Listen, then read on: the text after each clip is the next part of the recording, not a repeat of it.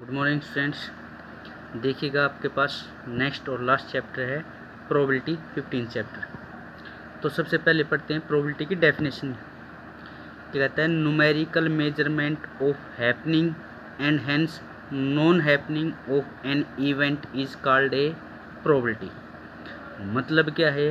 किसी काम के होने का और न होने की जो संभावना है उसको एक नंबर के अंदर मापना। कोई भी काम हो रहा है या नहीं हो रहा है तो उस चीज़ को एक नंबर के अंदर माप के बताना क्या बोली जाती है? प्रोबेबिलिटी। और उसको उस नंबर में मापने का जो फॉर्मूला होगा वो आपके पास बाद में बताया जाएगा। उसके बाद क्या कहता है? एक एक्सपेरिमेंट या ट्रायल क्या होती है? जो भी हम काम करते हैं वो एक एक्सपेरिमेंट है या ट्रायल है। जैसे आपने सिक्के को टॉस किया तो हमने एक एक्सपेरिमेंट कर दिया या ट्रायल कर दी। ठीक है। हम डाई को रोल करते हैं तो एक्सपेरिमेंट है या ट्रायल कह लो उसको। ताश में से एक पत्ता निकालते हैं, एक्सपेरिमेंट या ट्रायल है। बैग में से एक बॉल निकालते हैं, एक्सपेरिमेंट या ट्रायल है। किसी नंबर में से एक नंबर सेलेक्ट करते हैं, कैसा भी नंबर सेलेक्ट करते हैं, इवन ओड या आपके पास कैसा भी हो, वो जो आपके पास एक्सपेरिमेंट या ट्रायल है। उसके बाद क्या आता है? सैम्पल स्पेस या एग्जेस्टिव केसेस क्या होते हैं? कहता है total possible outcomes of an trial या experiment is called a sample space. क्या कहता है? जो भी हम एक्सपेरिमेंट करते हैं, जो भी काम करते हैं, जैसे आपने सिक्के को टॉस कर दिया तो उसके जो टोटल पॉसिबल आउटकम होंगे उन टोटल पॉसिबल आउटकम्स को हमें सैम्पल स्पेस बोल देते हैं या एग्जेस्टिव केसेस बोल देते हैं। जैसे आपने डाई को रोल किया, ठीक है, तो टोटल पॉसिबल क्या है? डाई के अंदर 1 से लेकर 6 तक होते हैं तो 1 से 6 तक कोई भी नंबर आ सकता है। टोटल संभावना है 6। जैसे कि आपके पास कार्ड्स हैं, 52 कार्ड्स होती हैं, उन कार्ड में से एक कार्ड निकालते हैं तो टोटल पॉसिबल क्या हैं? कार्ड्स टोटल कितने हैं? 52। तो पॉसिबिलिटी 52 होंगी, कोई भी एक कार्ड निकाल सकता है। आप सिक्के को टॉस करते हैं, क्वाइन टॉस करते हैं तो टोटल पॉसिबल आउटकम क्या होंगी? हेड या टेल। अगर सिक्के को 2 बार टॉस करते हैं टोटल पॉसिबल आउटकम 4 होंगे। सिक्के को 3 बार टॉस करते हैं टोटल पॉसिबल आउटकम 8 होंगी।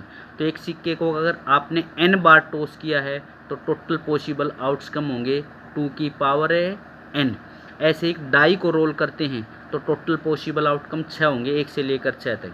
लेकिन 2 डाई को रोल करते हैं या एक डाई को 2 बार रोल करते हैं, एक ही बात है। तो अगर 2 डाई को रोल करते हैं तो टोटल पॉसिबल आउटकम हो जाएंगे 6 की पावर 2। अगर डाई को 3 बार रोल करते हैं तो टोटल पॉसिबल आउटकम होंगे 6 की पावर 3। ऐसे अगर डाई को n बार रोल करते हैं तो टोटल पॉसिबल आउटकम हो जाएंगे 6 की पावर n। अब इवेंट क्या है? कोई भी सबसेट है सैम्पल स्पेस जो टोटल पॉसिबल आउटकम्स हैं उनमें से कोई भी नंबर आना आपके पास क्या बोला जाएगा? इवेंट। ये एक सबसेट होता है। सबसेट का मतलब इनमें से ही कोई चीज़ लेके आना। जैसे सैम्पल स्पेस में से ही आपके पास कुछ वैल्यू लेना आपके पास इवेंट बोली जाएगी। अब क्या कहता है? जैसे ये कहेगा when A coin is tossed find the probability of getting a head. कहता है अगर आप क्वाइन को टॉस करते हैं तो आपने एक्सपेरिमेंट कर लिया, क्वाइन को टॉस करते हैं तो टोटल पॉसिबल आउटकम आपके पास 2 होंगे, या तो हेड होगा या टेल होगा। टोटल नंबर ऑफ कितने नंबर हो गए? 1 और 1 2 नंबर हो गए। तो इनमें से क्या कहता है? तो ये एक्सपेरिमेंट आपके पास कर देते हैं तो सैम्पल स्पेस के 2 एलिमेंट हो गए टोटल पॉसिबल आउटकम। अब आपने प्रोबेबिलिटी निकालनी, कहता है हेड आने की प्रोबेबिलिटी निकालो। तो इनमें से हेड कितने केस हैं वो आपके पास इवेंट बोली जाएगी और वो उस इवेंट के फेवरेबल केसेस बोले जाएंगे। तो इवेंट क्या होगी आपके पास? ये कहता है जिसकी भी आपने प्रोबेबिलिटी निकालनी है वो एक इवेंट होगी। जो आउटकम है क्वेश्चंस के अकॉर्डिंग चलते हैं तो क्या कहता है? आपने किसकी प्रोबेबिलिटी निकालनी है? हेड आना। Find the probability of getting a head आने की प्रोबेबिलिटी निकालो। तो टोटल पॉसिबल क्वाइन को टॉस करते हैं तो टोटल पॉसिबल आउटकम हो गए 2। इन 2 में से हेड कितने केस हैं? 1। तो हम क्या लिखेंगे? Let E be the event. क्या लिखेंगे?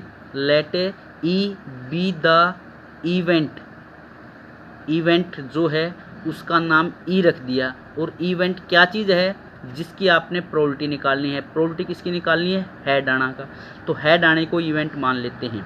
Let E be the event of a getting a head.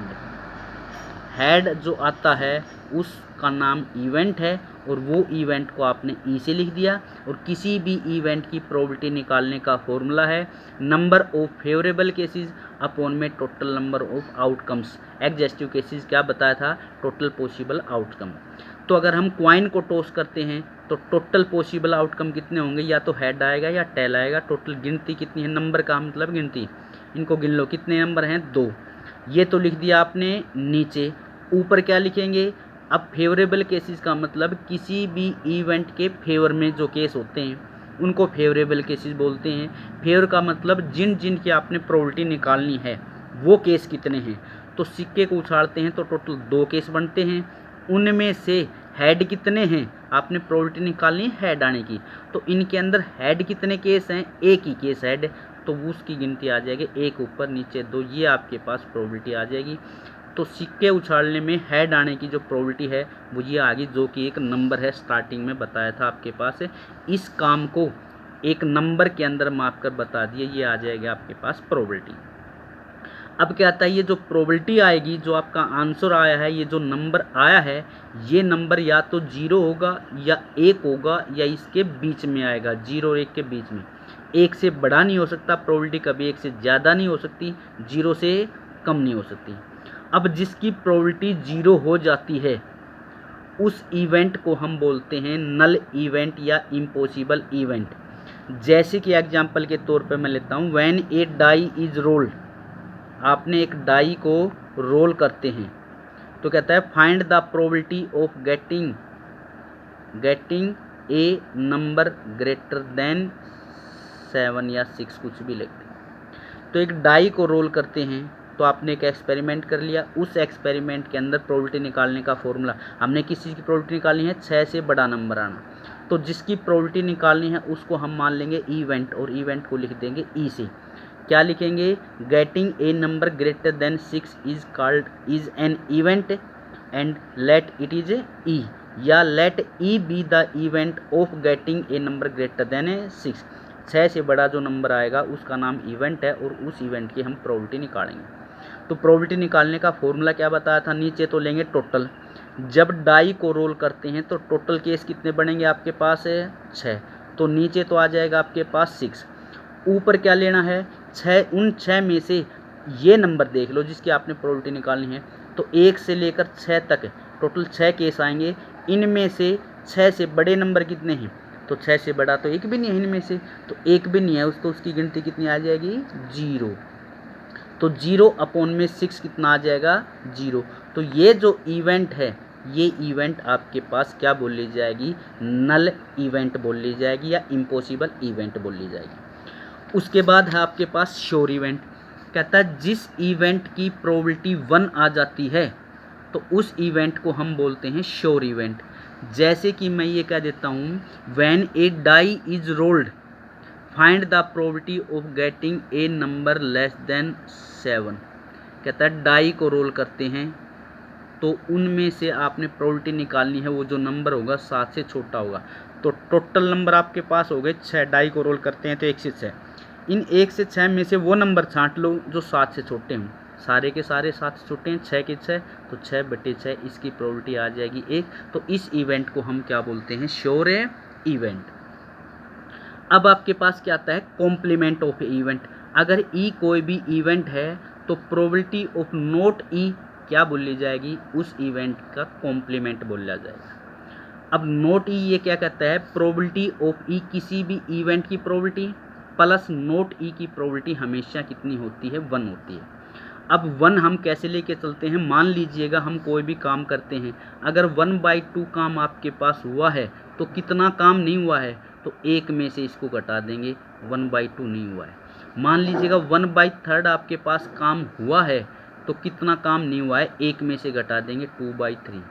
ये हुआ है ये नहीं हुआ है, या ये हुआ है ये नहीं हुआ है, तो दोनों का सम हमेशा कितना आएगा, 1 आएगा। तो probability of event E plus में प्रोबेबिलिटी ऑफ इवेंट नोट ई हमेशा कितना आएगा, 1 आएगा।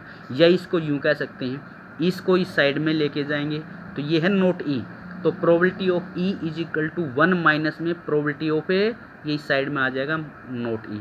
या नोट ई की प्रोबेबिलिटी निकालना चाहें तो ये इस साइड में माइनस में आ जाएगा। ये तीनों एक ही बात है। एक में से ई की प्रोबेबिलिटी घटा देंगे तो नोट की आ जाएगी, एक में से नोट की घटा देंगे तो ई आ जाएगी, ई की प्रोबेबिलिटी आ जाएगी, और दोनों की प्रोबेबिलिटी का सम हमेशा कितना रहेगा, 1 रहेगा। ये वही चीज़ है जो अभी आपको बताया था, जितना काम हो रहा है काम हमेशा एक लेकर चलेंगे, तो एक में से वो घटा देंगे जितना नहीं हो रहा है तो क्या बच जाएगा, जितना हो रहा है, और एक में से जितना हो रहा है वो घटा देंगे तो क्या बच जाएगा, जितना नहीं हो रहा है। उसके बाद है इक्वली लाइकली इवेंट्स। कोई भी इवेंट है, कोई भी आउटकम है, जो भी हम काम करते हैं, वे कहता है if in a random experiment, कोई भी हम काम करते हैं तो each outcome is as likely as to occur the other.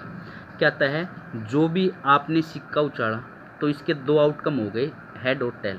तो कहता है हेड आने के भी उतने चांसेस हैं और टेल आने की। हम ये फोर्स करके नहीं कह सकते कि हेड ही आएगा या टेल ही आएगा, बराबर बराबर हैं हेड के और टेल के। डाई को रोल करते हैं तो आपके पास 1 से 6 नंबर आते हैं, तो बराबर बराबर चांस हैं हेड 1 के आने के भी, 2 के भी, 3 के भी, 4 के भी, 5 के भी, 6 के 6 बराबर हैं, किसी पे हम फोर्स नहीं कर सकते, 1 ही आएगा। उसके बाद क्या आता है एलिमेंट्री, तो सारी की सारी इवेंट 1 आना, 2 आना, 3 आना, 4 आना, 5 आना, 6 आना, ये सब के सब क्या है, इक्वली लाइकली हैं, बराबर बराबर हैं। उसके बाद है एलिमेंट्री इवेंट्स। अगर किसी भी इवेंट का जो आउटकम है वो सिर्फ एक ही आए तो उस इवेंट को हम क्या बोलते हैं, एलिमेंट्री इवेंट्स बोल देते हैं। अब थोड़ा सा कार्ड्स के बारे में समझाते हैं। क्या कहता है, टोटल 52 कार्ड्स होते हैं भाई। उन 52 कार्ड्स के अंदर 2 कलर होते हैं, एक रेड कलर और एक ब्लैक कलर। 26 जो कार्ड्स होंगी वो रेड कलर की होंगी और 26 कार्ड्स जो होंगी वो ब्लैक कलर की होंगी। अब इन रेड कलर के अंदर 2 सूट्स होते हैं, हार्ट और डायमंड। इसको हम पान बोलते हैं और इसको ईंट बोलते हैं। तो 13 इसके होंगे कार्ड्स और 13 इसके, तो ये हो गए सूट्स। तो इन 26 में से 2 सूट्स हो गए, हार्ट और डायमंड। ये जो ब्लैक थी 26, इसके भी 2 सूट्स हो जाएंगे, स्पेड और क्लब। 13 स्पेड के होंगे और 13 क्लब के होंगे, टोटल आपके पास 52 आ जाएंगे। तो ये जो 13 हैं ये 1 से 13 होंगे, ये 13 हैं ये भी 1 से 13 होंगे, ये 13 हैं ये भी 1 से 13 होंगे, ये 13 हैं तो ये भी 1 से 13 होंगे। तो इसके अंदर कलर की बात करते हैं तो 2 कलर हो गए, रेड और ब्लैक। सूट्स की बात करते हैं तो 4 सूट्स हो गए। अब क्या आता है, जो 13 कार्ड हैं हार्ट के वो 1 से 13 होंगे, दूसरे में भी 1 से 13, इसमें भी 1 से 13, इसमें भी। जो एक होगा उसको हम एक्का बोलते हैं, AC। वो एक यहाँ पर भी होगा, यहाँ पर भी होगा, यहाँ पर भी होगा, यहाँ पर भी। तो 4 1 होंगे, 4 2 होंगे, 4 3 होंगे, 4 10 होंगे, 4 11 होंगे, 4 12 होंगे, 4 13 होंगे। तो 1 का नाम तो एक्का हो गया। उसके बाद 2 का, 3 का, 10 तक कोई नाम नहीं है। जो 11वां कार्ड होगा उसका नाम जैक रख देंगे। जैक होता है जो 11 कार्ड होता है, पहला कार्ड होता है उसको एक्का बोलते हैं। 1 नंबर, 2 नंबर, 3, 10 तक कोई नंबर नहीं होगा। 11वां जो नंबर उसको हम जैक बोलते हैं। 12वां जो नंबर होगा उसको हम क्वीन बोलते हैं और 13वां नंबर जो होगा वो किंग बोलते हैं। और ये आपके पास फेस कार्ड बोले जाते हैं, इनके ऊपर फेस लगा होता है। तो एक फेस कार्ड इसमें भी है, इस 12 13 भी फेस कार्ड है, 12 भी है इसमें वो फेस कार्ड है, 11 भी है इसमें फेस कार्ड, वो इसमें भी है, वो इसमें भी है और वो इसमें भी हैं। ये क्वेश्चन सोल्व करने के लिए ज़रूर होंगे। उसके बाद जो आपकी एक्सरसाइज होगी वो एक्सरसाइज आपके पास नेक्स्ट वीडियो के अंदर आएगी भाई। Thank you.